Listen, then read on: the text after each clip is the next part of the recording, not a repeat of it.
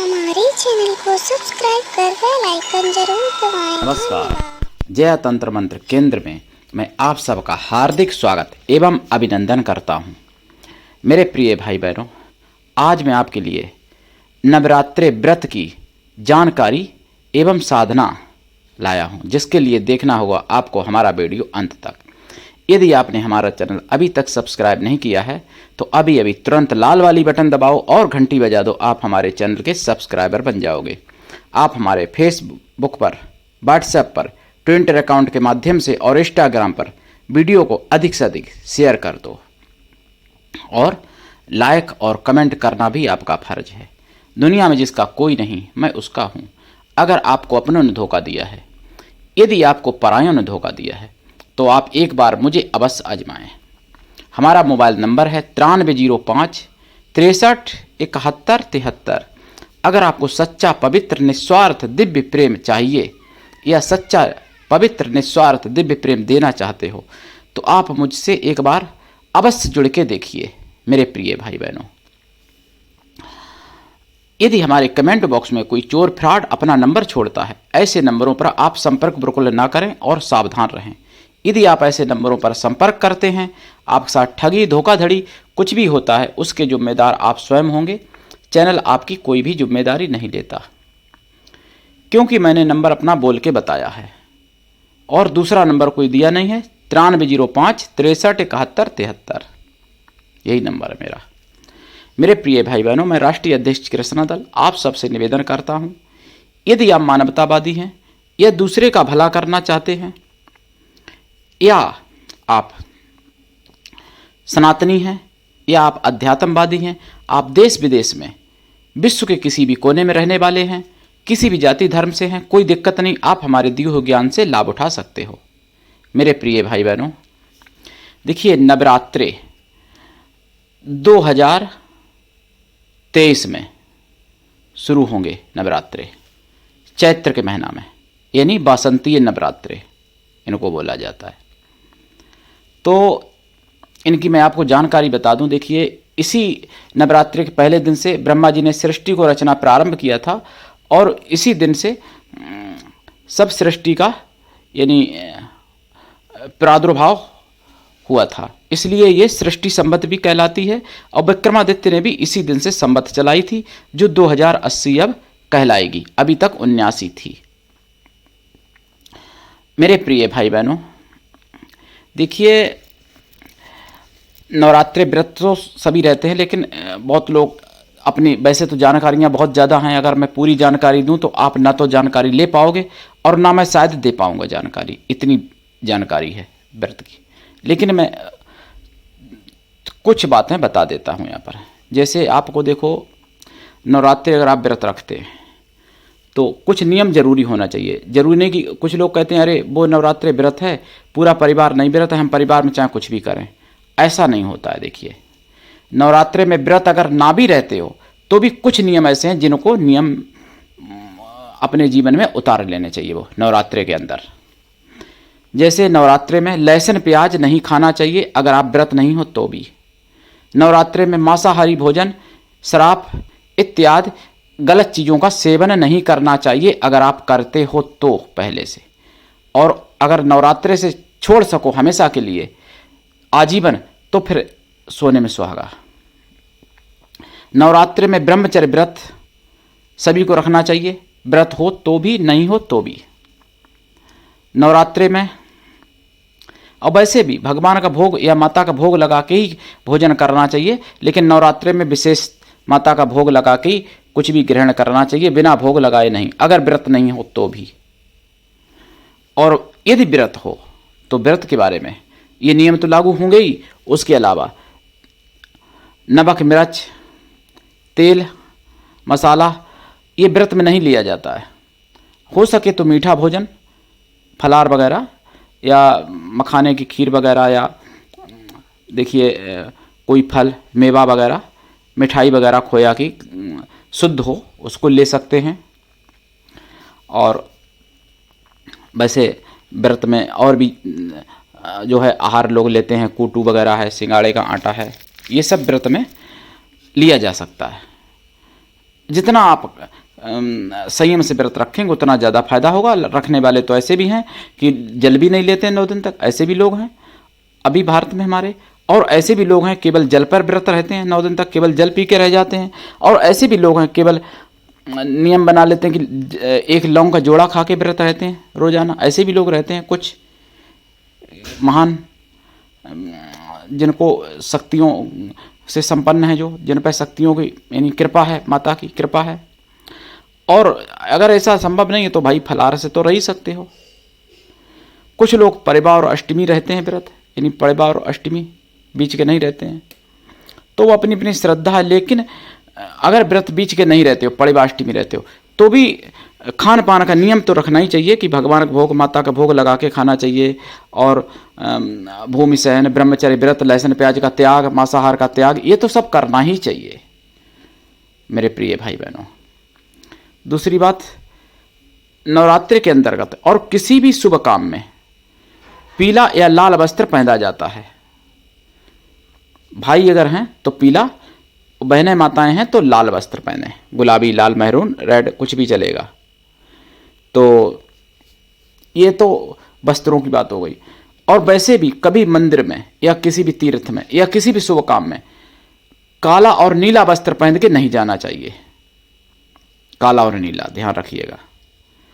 और हरा सफ़ेद भी जा सकते हो, लेकिन सबसे उत्तम है शुभ काम में पीला और लाल वस्त्र। माताओं बहनों को लाल और भाई लोगों को पीला, और पीला उसमें भी सबसे अच्छा है। पीला पीला वस्त्र शुभ काम में, माताओं बहनों के लाल सबसे अच्छा है। फिर और जैसे जो रंग बचते हैं काला नीला छोड़ के, तो वो मीडियम माने जाएंगे शुभ काम में। काला नीला त्याज्य है शुभ काम में। अब देखिए, काले में कत्थई जो कलर आता है, कत्थई बोलते हैं, लाल काला मिलके बनता है, उसको भी अगर त्याग देते हैं तो कोई दिक्कत नहीं है, क्योंकि भाई काला भी तो मिला है उसमें। और ऐसे ही नीले से संबंधित जैसे आसमानी, बैंगनी, फिरोजी, ये रंग भी शुभ कामों में त्याग देना चाहिए।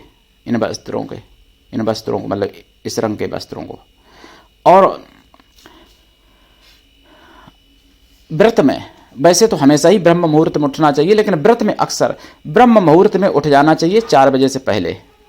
अगर व्रत रखते हो, पूरी व्रत की तैयारी कर लें, अपना चौकी सजा के माता की, और चौकी पर लाल वस्त्र बिछा के मूर्ति की स्थापना करके, जहाँ भी अपने करते हैं, घर में या पांडाल में या जैसे भी करते हैं, आपकी मर्जी, आपकी श्रद्धा, आपकी क्षमता, लेकिन नियम अच्छे रखने चाहिए।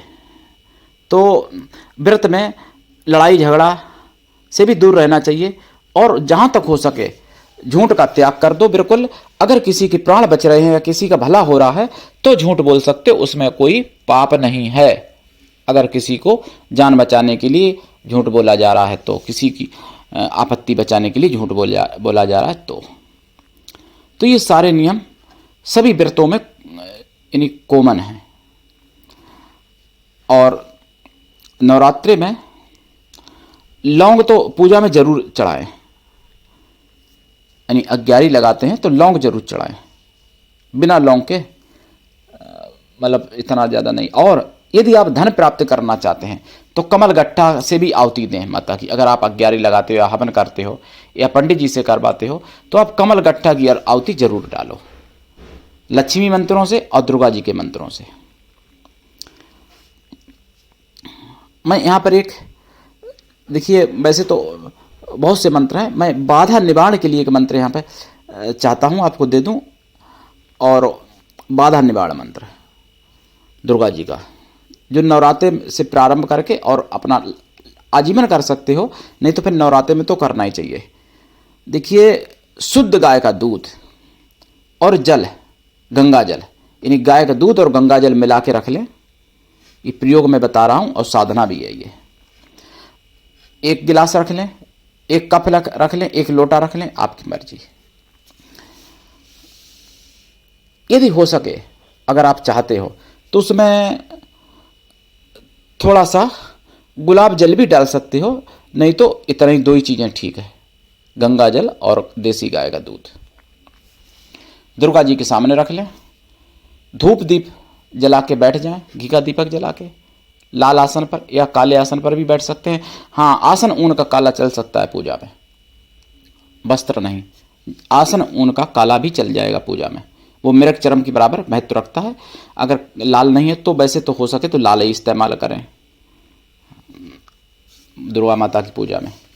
फिर उसके बाद में अच्छा, दिशा उत्तर या पूरब होनी चाहिए, आपका मुख पूरब या उत्तर दिशा में होना चाहिए। और मंत्र जपें, एक माला पढ़ के उस दूध पर फूंक मारें। इसी तरीके से अगर आप 11 या 10 माला करते हो नवरात्रि में, कोई दिक्कत नहीं। अगर और ज़्यादा करते हो नवरात्रि के अंतर्गत, अगर 1.25 लाख जाप करते हो, कोई दिक्कत नहीं, कर लीजिए। अगर नहीं ज़्यादा कर पाते हो तो एक माला ही कर लीजिए रोजाना, लेकिन एक माला पर फूंक मारी जाती है। दूसरी माला करेंगे तो दोबारा फिर फूंक मार दें, तिबारा फिर फूंक मार दें। इस तरीके से अपना करते रहें। और जब जाप से उठें तो वो दूध मिक्स जो जल है उसको आप जो है या तो सब लोगों को पिला भी दें और घर में छिड़क भी दें सब पर, सबके ऊपर, घर में जगह जगह इधर उधर, छत पर, कोने कोने में। केवल लैट्रिन बाथरूम में ना छिड़कना, गेट तक छिड़क सकते हो, अंदर नहीं बाथरूम के, और सभी जगह छिड़क सकते हो। और बाथरूम के अंदर भी छिड़कते हो तो ऐसी जगह ना छिड़को जो कि वो नाली में जाए, पानी पड़ के, दीवारों में छींटा मार सकते हो अगर चाहो तो। वैसे मेरा तो यही कहना है कि बाथरूम में छिड़को मत। और रोजाना ये करें, दूसरे दिन फिर नया रखें जल दूध, इस तरीके से करें। घर की बड़ी से बड़ी बाधाएं परिवार की, घर की समाप्त हो सकती हैं इस प्रयोग से। मंत्र है ओम ह्रीं बाधा निवारणी कामेश्वरी दुर्गाय नमः। ओम ह्रीं बाधा निवारणी सर्वरक्षिणी कामेश्वरी दुर्गाय नमः। ओम ह्रीं बाधा निवारणी सर्वरक्षिणी कामेश्वरी दुर्गाय नमः। ये मंत्र है, ओम ह्रीं बाधा निवारणी सर्वरक्षिणी कामेश्वरी दुर्गाय नमः। यही मंत्र है, ओम ह्रीं बाधा निवारणी सर्वरक्षिणी कामेश्वरी दुर्गाय नमः। ओम ह्रीं बाधा निवारणी सर्वरक्षिणी कामेश्वरी दुर्गाय नमः। तो इस तरीके से आप ये जप साधना कर सकते हो और प्रयोग कर सकते हो। अगर आप ऐसा करना चाहें कि हर माला पे फूंक मारें और दूध में मिक्स तो जल खराब हो जाएगा, केवल गंगा जल रख लें, 1.25 लाख जाप कर लें, जल आमंत्रित हो जाएगा 1.25 लाख से। उसके बाद में इसका अगर प्रयोग करते हैं तो मैं तो मानता हूं कि बड़ी बड़ी बाधाएं जो की जाती हैं ना, जिसको तांत्रिक फेल हो गए होंगे, वो भी आप जो है बाधाओं को हटा लोगे इस जल से। तो ये कर लीजिए अगर हो सके दुर्गा माता का। और व्रत उपवास करिए, व्रत नहीं कर सकते हो तो भी ये जाप कर सकते हो। अगर माताएं बहनें बीच में जैसे अपवित्र हो जाती हैं और व्रत, तो क्या करो, व्रत रहो, पूजा अपने किसी और से करवा दो। अगर शादीशुदा हो पति से करवा दो, बेटा से करवा दो, बेटी से करवा दो, सास ननद कोई है उनसे करवा दो, अपने घर में देवरानी जेठानी किसी से भी। अगर स्वयं करने लायक नहीं, व्रत रह सकती हो। और जो शुद्ध हैं वो तो कोई दिक्कत ही नहीं है। अगर बीच में शुद्ध हो जाती हैं तो, अगर शुरू में ही अशुद्ध हैं पड़े को पहले ही दिन, तो भी यही नियम हो सकता है लागू। लेकिन व्रत नहीं छोड़ना चाहिए, व्रत रखना चाहिए। ऐसा नहीं कि व्रत आया और अपवित्र हो गई स्थिति तो व्रत को नहीं रखा, ऐसा नहीं, व्रत रखना चाहिए माता का। माता से प्रार्थना तो दूर से कर ही सकते हो ना, हाथ जोड़ के क्षमा तो मांग ही सकते हो, ऐसा नहीं है। तो मेरे प्रिय भाई बहनों, मैं आशा करता हूं कि 2023 की हिंदू नवबरस और चैत्र मास के यानी बसंतीय नवरात्रे आपके लिए शुभ होंगे। ये मैं आपको मतलब विश्वास दिलाता हूं कि यदि आपने सच्चे मन से ये साधना कर ली, दीक्षा लेके करना, बिना दीक्षा के कभी कोई साधना सफल नहीं होती है, ये भी समझ लो। मेरे पास दीक्षा देने का विधान है, अगर नहीं लेना चाहते हो तो बिना दीक्षा के भी कर लो, कुछ तो लाभ होगा ही। लेकिन जो नहीं करते हैं उनसे तो अच्छा ही है जो कुछ कर रहा है व्यक्ति। लेकिन वैसे तो दीक्षा लेके ही करोगे तब पूरा लाभ होगा। तो आज के लिए इतना ही, धन्यवाद। जय श्री राम, जय दुर्गा माता की।